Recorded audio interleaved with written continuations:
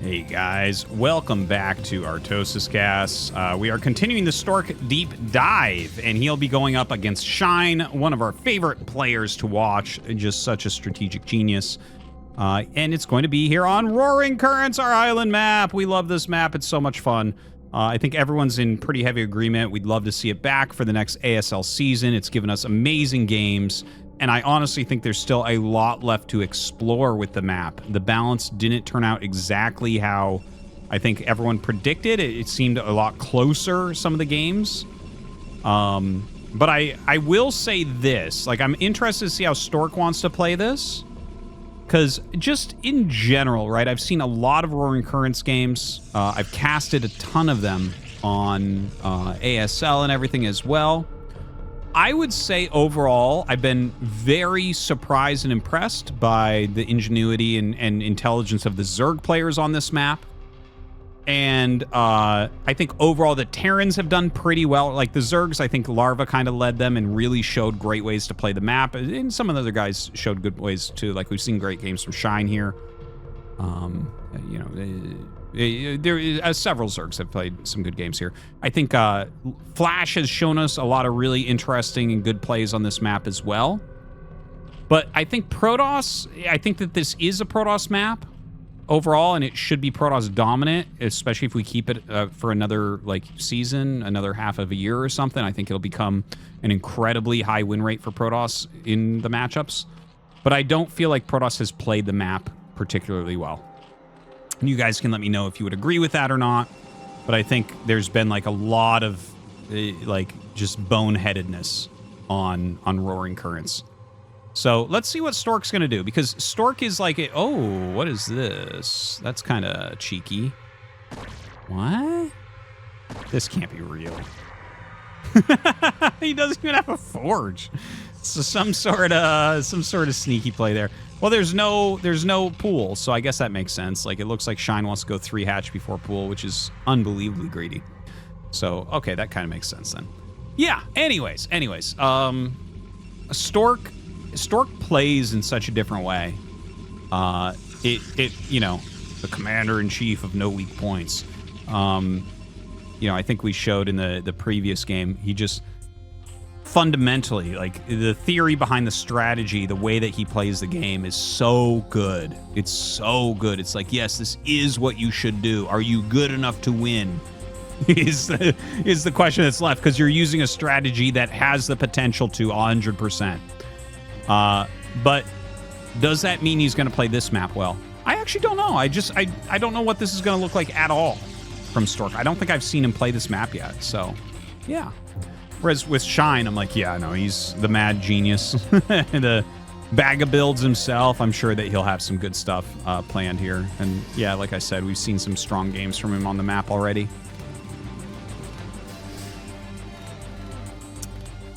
Actually, isn't that interesting?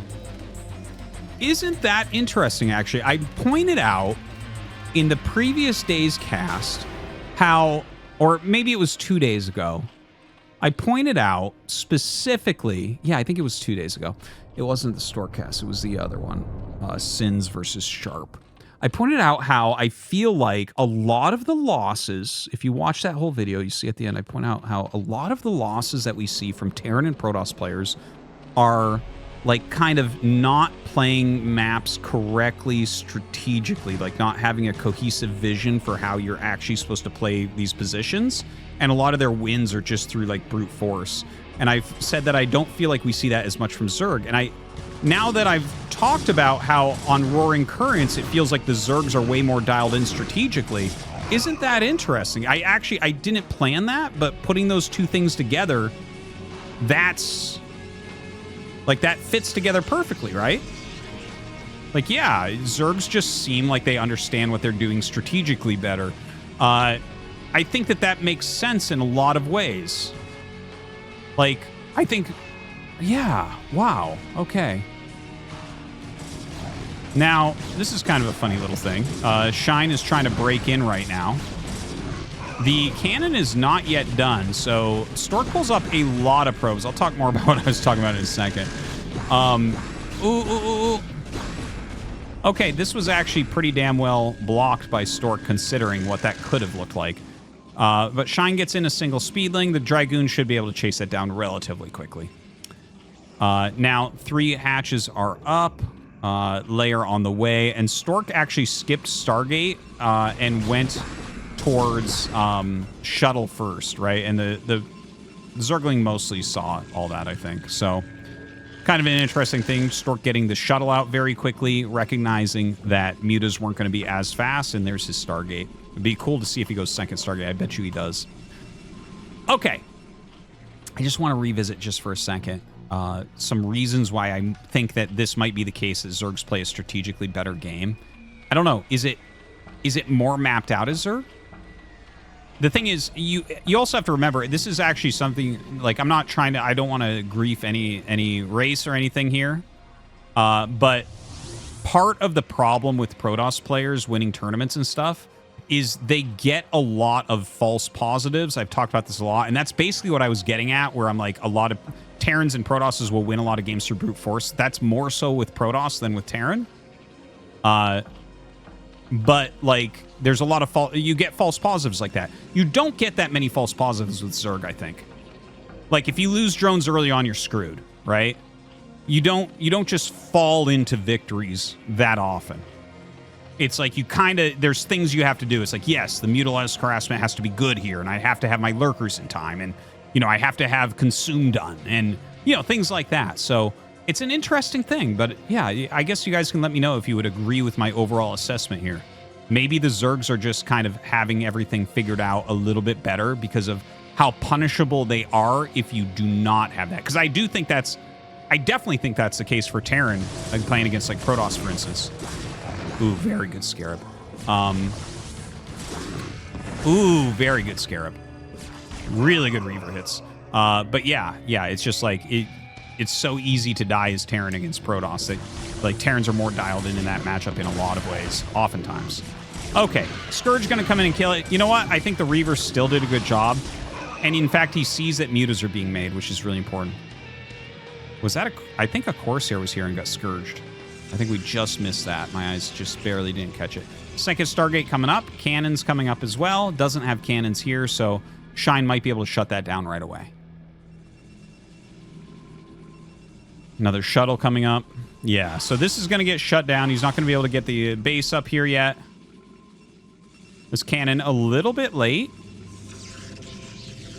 It's 6 mutas, so they're going to do some real damage. I think this is a really good choice. Is instead of trying to kill the Corsair, just kill as many probes as you can. I think that's really good. Turns around, decides to attack the Corsair after I say that, but he got a very good amount of probes. He actually takes the worker advantage now, which you never want to see as Protoss against Zerg. Double Stargate Corsair is being produced. +1 Corsair weapon's almost done. Blocks the probe in so that he can stack them. Ooh. Huh. Yeah, I guess that's not going to go well. Another shuttle going to go down, which means a Reaver's going to go down as well. So this Reaver not as good. I guess, yeah, it has a few kills. The initial Reaver drop, I think, did pretty well, though. Even though he lost it, like, he got good drones, he got good lings, got good drones in here, forcing Sunkens defensively. Not bad. Okay, Flyer Carapace. Drops for Overlords. Range missile attacks on the way there for Shine. Looking over at Stork side, +1 weapons. Ground weapons, of course. He's already got +1 air weapons. Dragoon range on the way. Lots of Corsairs being produced. Reproducing shuttles as well as Reavers. Definitely feels way better for Shine right now. Definitely feels way better for Shine. Ooh, does Scourge even catch a Corsair? 6 Corsairs remain at the moment, but yeah, he's producing them nonstop. I actually think this is really important for this map. It really seems like games are decided by, can Protoss actually maintain multiple islands? Lots of Scourge being made, and that Flyer Carapace almost done, so he'll be on par with the upgrades on the Corsairs. A lot more gates coming up. Burrow as well, which is good against Reaver and just good in general. I think Burrow is actually slightly underused. It's used a fair amount. It's always used against mech. It's used against Reaver openers. I do think it's a little bit underused. So I could see Burrow just being something that you get every game. Like eventually, right? Like not early on necessarily. Like every ounce of gas matters early on, but yeah, I think that is. I honestly think almost everything in the game will be completely usable at some point, except maybe scouts. Even optical flare, guys. Like I think basically everything in the game is good except for even ghosts, yeah. But scouts, no. Scouts, I don't think they're ever going to really find a place. Very rare situations, very rare. We have seen some. In fact, Stork was the last player, I believe, to make a scout. No, Mini was the last player to make a scout, I think. Mini or Stork, they both made a scout in ASL and won games.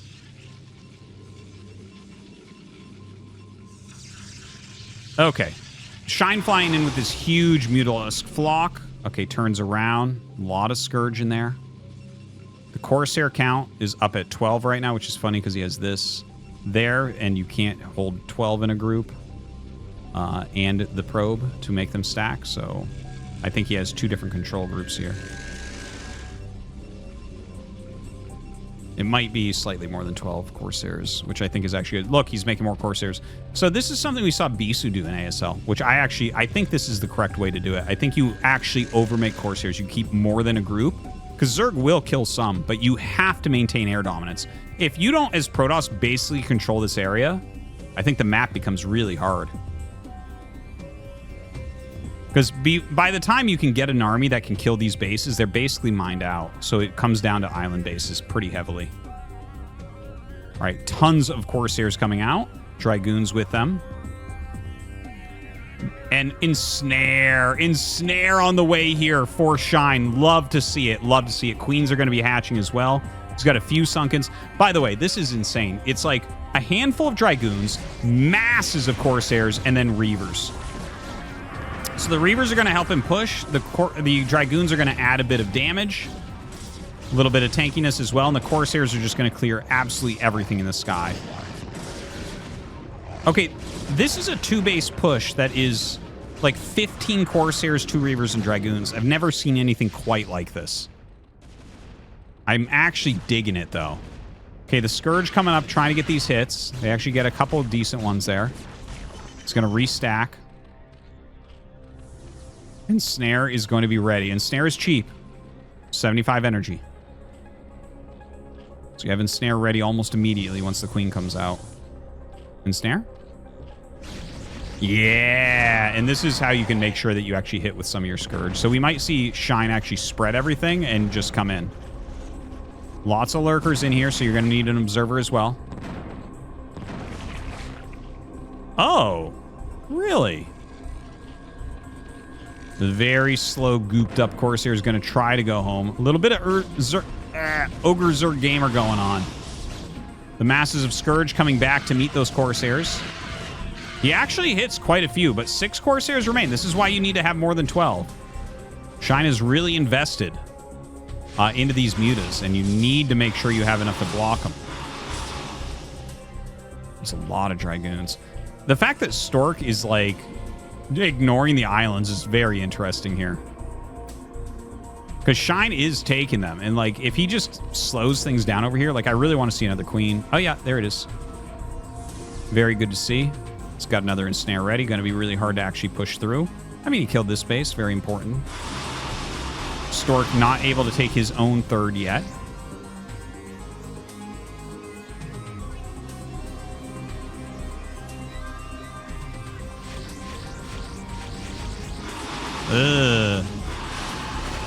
Not the best location. And in fact, +2 flyer carapace ready for those Mutalisks.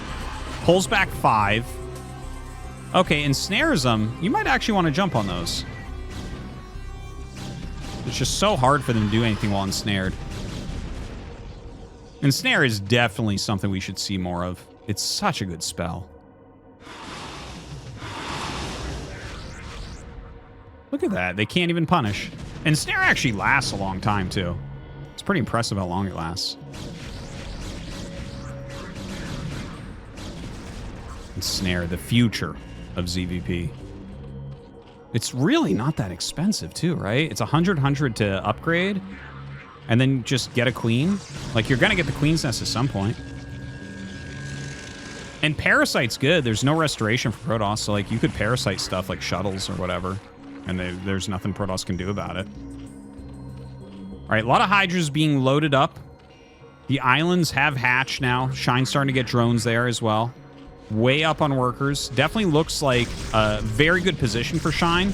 I do think Stork has a little bit of potential to just win the game with a push. So the Corsairs are going to shred these mutas, but some Hydras being dropped out here as well. He actually ensnared his own overlords. Kind of funny.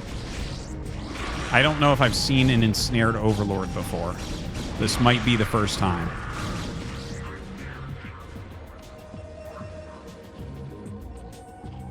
And look at this. Already has another ensnare ready. Can Dragoons break this if you ensnare?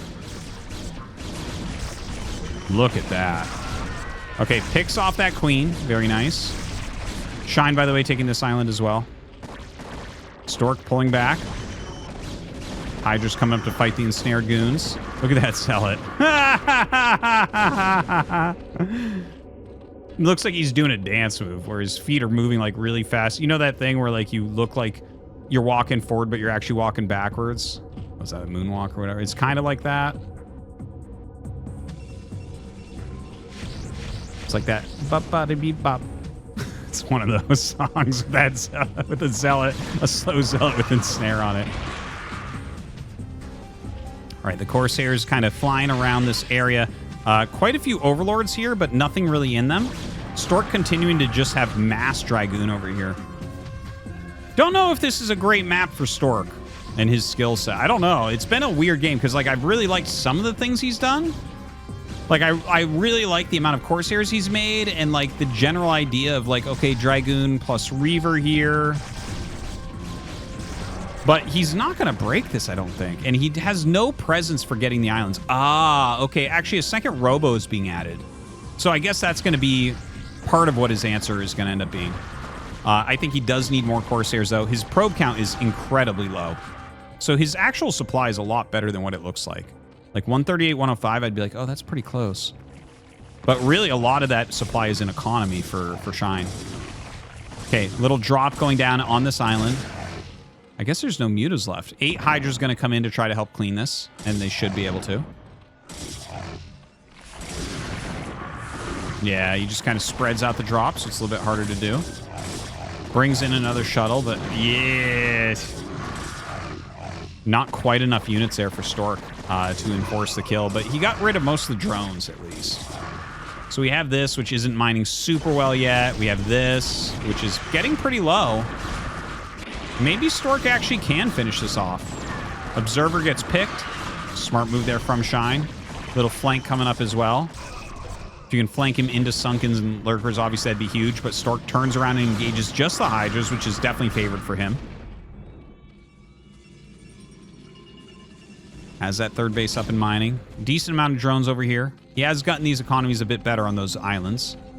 And drops a bunch of drones off here. Very smart. I wonder if you just walk around this. It's really hard to reinforce that, though. Really difficult. Interesting game. I tell you, Roaring Currents, if I do think Roaring Currents is going to be removed. I don't think ASL is going to use it again.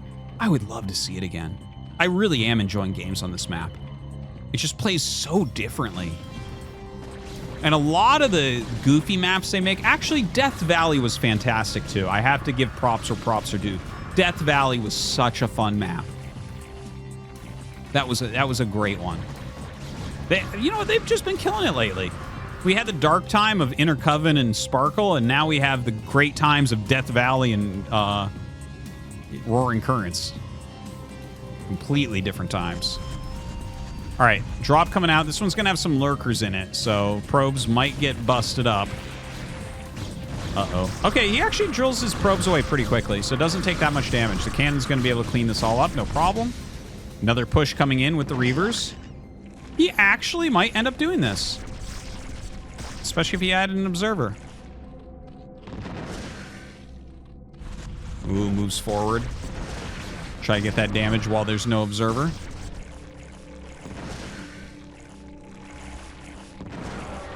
So Shine is kind of down to islands. A little tiny bit of minerals left in his main and natural. This base is basically done and being pushed down pretty darn quickly. Stork continuing to push forward here.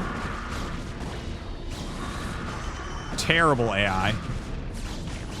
Not really controlling his army all that well.